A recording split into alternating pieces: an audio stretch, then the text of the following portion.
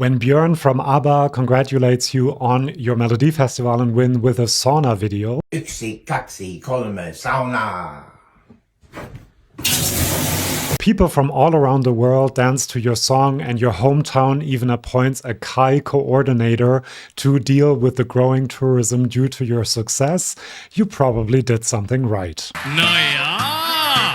After winning Melody Festival, KAJ and their song Bara, Bada, Bastu have taken both Sweden and Finland by storm, spending 9 weeks atop the Swedish singles chart with a song about Finnish sauna culture, and making it to #1 on the Finnish charts as well, with a song completely in Swedish, uniting two countries that usually compete, though quite amicably, in everything from ice hockey to Eurovision.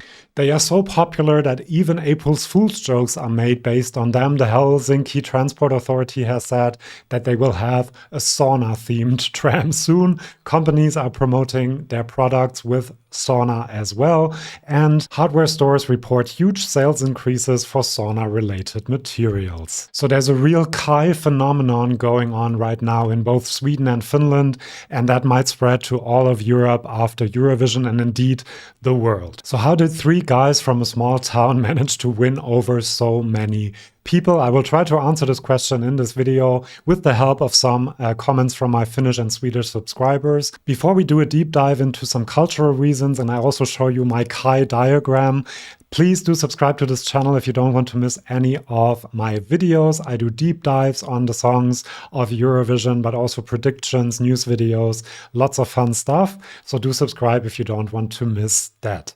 Let's start with the main reason I think we have a KAJ phenomenon, and that is that these 3 guys are just incredibly likable. Even after 15 years on stage together, they still seem like a group of buddies doing music together because they want to. It feels authentic, real, and wholesome.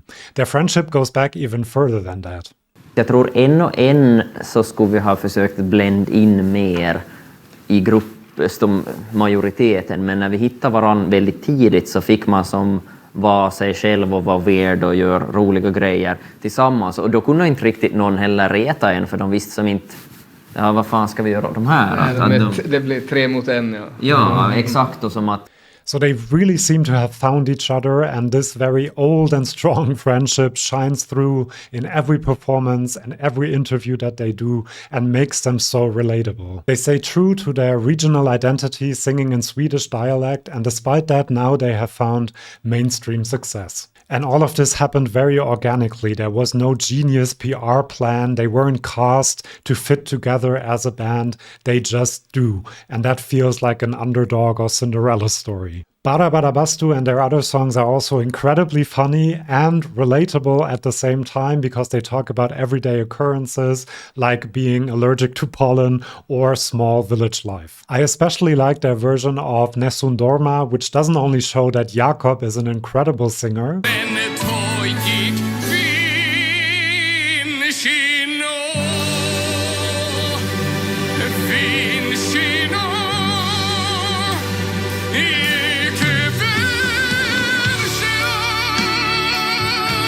it also combines this very dramatic classical music with a very relatable topic, driving your car into a ditch.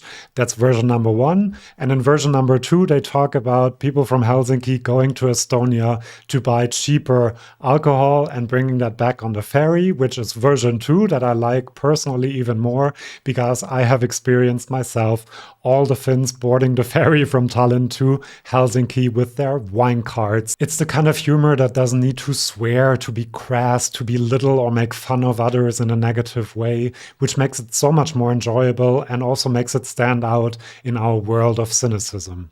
My second reason for the KAJ phenomenon would be escapism. I think in a world that feels increasingly insecure, people are longing for some fun, for something to escape to and to give them some hope, and KAJ does that in the most wholesome way possible. The song itself seems to recognize this as well by saying that sauna can be the escape. All worries vanish in no time, the best cure for body and soul. 4 walls made from wooden panels. We're gonna have a sauna, steam up and let go of all stress today. I think people also long for something authentic, something bodenständig, as we call it in German, something simple and real. KAJ seemed like a breath of fresh air in Melodifestivalen and will stand out in Eurovision as well, which often have very overproduced and over-choreographed songs and performances, which can sometimes feel a bit artificial and inauthentic. Another reason for the KAJ phenomenon is, I think, that KAJ smashes stereotypes in so many different ways. As members of the Swedish-speaking minority in Finland, which live mostly in the south and west of the country, they are at the intersection of the Swedish and Finnish cultural fears, but they are also the outgroup, the other, the minority in so many different ways. And as with any outgroup, the majority often has stereotypes about them. And as I'm neither Swedish nor Finnish, I used comments from my Swedish and Finnish subscribers for this part of the video, so thank you very much for those. So in Finland, KAJ are part of the Fenno-Swedes, the Swedish-speaking minority in Finland, and apparently there's a stereotype due to various historical quirks that Fenno-Swedes are richer, more privileged, and also a bit more snobbish than the average Finn. And on the other side, many Swedes might not even know that Swedish-speaking Finns exist. One subscriber told me that when she goes to Sweden, they often compliment her perfect Swedish, her native language, and so KAJ probably have done wonders for the representation of this community in Sweden as well. And then they are also faced with more general stereotypes Finns and Swedes might have about each other. Based on the fact that many Finns emigrated to Sweden during the 20th century because of the wealth gap that existed at the time, there also seems to be a stereotype that Finns are poorer, more depressed, more distant. Sweden also ruled over Finland for several centuries with all of the complex feelings and unfounded stereotypes that might still linger from that time. So KAJ are kind of in the middle of a KAJ diagram of stereotypes that could have been quite problematic to get out of. But KAJ are smashing these stereotypes simply by being KAJ, which makes it feel so refreshing and new. They are neither snobbish, we've seen that they are incredibly relatable, nor are they depressed or distant in any way, quite the opposite actually. So they are positive ambassadors for their community in both Finland and Sweden, and arguably have surprised a lot of people by subverting some of the preconceived notions they might have had. And Finns see their culture being celebrated in Sweden, a sauna song winning Melodifestivalen, and Swedes see a song in their own language top the Finnish charts. And people in both countries learn about the Fenno-Swedes and their culture. One of my subscribers wrote, "Discovering KAJ has been like discovering a highly beloved, but up until now completely unknown, lost sibling."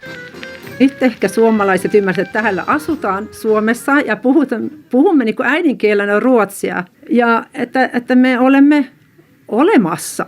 The Swedish dialect they sing in apparently sounds quite old-timey to people in Sweden, which makes the song all the more endearing. And apart from smashing stereotypes simply by being KAJ, they also play with some more positive stereotypes in the song. For example, by singing a song about sauna culture, they might make light of the fact that Swedes think that Finns are obsessed with sauna bathing. However, that might be one of the stereotypes that's actually true. After all, Finnish sauna bathing was even added to the intangible cultural heritage list by the UNESCO. They might also make fun of the fact that Swedes usually don't speak a word of Finnish, but if they do know some words, they might be. So KAJ are making fun of that in a quite inoffensive and tongue-in-cheek way that is very endearing. On the other side of the border, though, all Finns have to learn at least a bit of Swedish in school, because both Swedish and Finnish are official languages in Finland, and that's one of the other reasons the Fenno-Swedes are sometimes seen as a bit privileged, because everyone else has to learn their language. And if you imagine that kids are forced to learn something they don't actually want to learn, that might help to perpetuate some stereotypes. We have a similar situation in Germany with French sometimes being obligatory. Lots of my schoolmates hated having to learn French.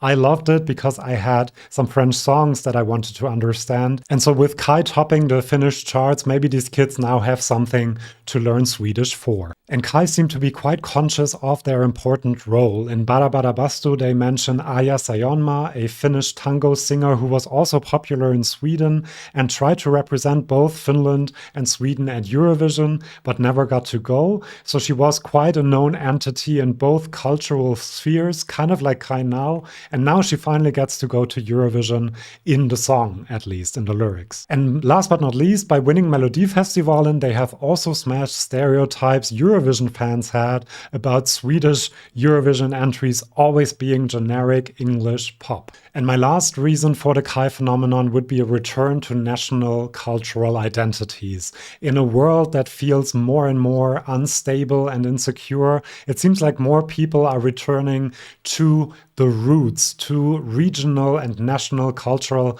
identities that feel safe and familiar. I don't think it's an accident that in Eurovision this year we have more national language entries than ever before since the abolition of the language rule. Why should we perform a generic English pop song that could be sung by anyone from any place instead of sharing our cultural identity with other people? But while some people develop a hostile version of this return to the roots, Eurovision is quite different because you want to share your culture with everyone else. It is incredibly refreshing to see an entry like Bada Bada Bastu entrenched in a specific culture, shared in such an upbeat and fun way. So they are already sharing their culture in Finland and Sweden and will continue to do so on the Eurovision stage. And if things go right, they might even go global with this. From time to time, there are songs like Gangnam Style or Aise Oiche Pego that become international hits, even though they are in a language that not a lot of people understand. And this could happen to Bada Bada Bastu because of the fun, wholesome way they perform it. And if your friend at your viewing party says, see, Finland always gives 12 points to Sweden no matter what they send, please send them this video. Thank you so much for watching. This is Eurovision Histories. On this channel there will be lots of news about Eurovision, predictions, and lots of stuff. So do subscribe if you liked the video, and then I might see you for my next one. See you then, and bye bye.